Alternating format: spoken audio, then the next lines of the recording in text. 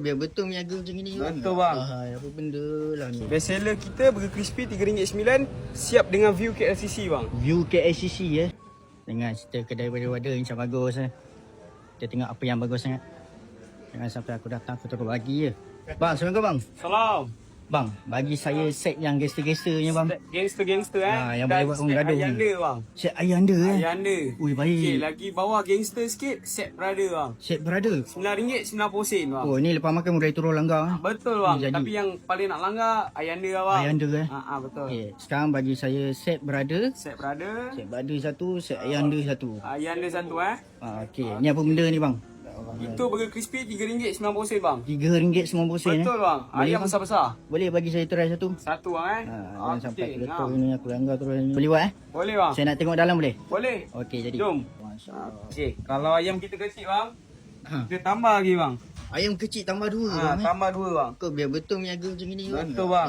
Apa benda lah ni. Kita lebih sedekah ni bang. Ini set Ayanda bang. Set Ayanda bang. Burger crispy, ramen, hot dog.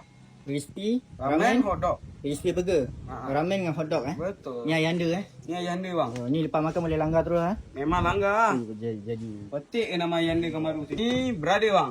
Brother dapat apa? Brother dapat burger crispy sama juga. Maggi, Indomie dengan hot dog. Dengan hot dog Betul. Ni burger crispy bang, RM3.90. RM3.90 ni. Kita bagi lempar-lempar punya bang. Apa benda cheese melimpah-limpah ni? Ya Allah, awak niaga macam mana ni bang? Ni RM3.9 bang Betul bang, RM3.9 dalam KL. Dalam KL Kat mana nak dapat? Kedai brother-brother bang. Kedai brother-brother bang. Brother-brother KL. Brother KL. Dekat belah mana bang? Dekat Kampung Baru, tengah-tengah Kampung Baru. Tengah-tengah Kampung Baru Betul, Buka bang. hari-hari bang? Buka hari-hari Selasa je cuti bang. Selasa je cuti? Betul. Kita buka dari pukul 6 petang sampai 2 pagi. Okey bang. 6 petang sampai 2 pagi bang.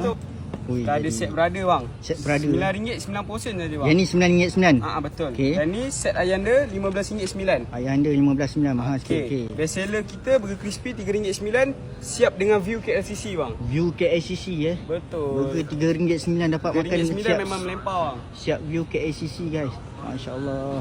Baik ni. Bang, saya makan dulu bang Boleh bang. Terima kasih. Bismillah.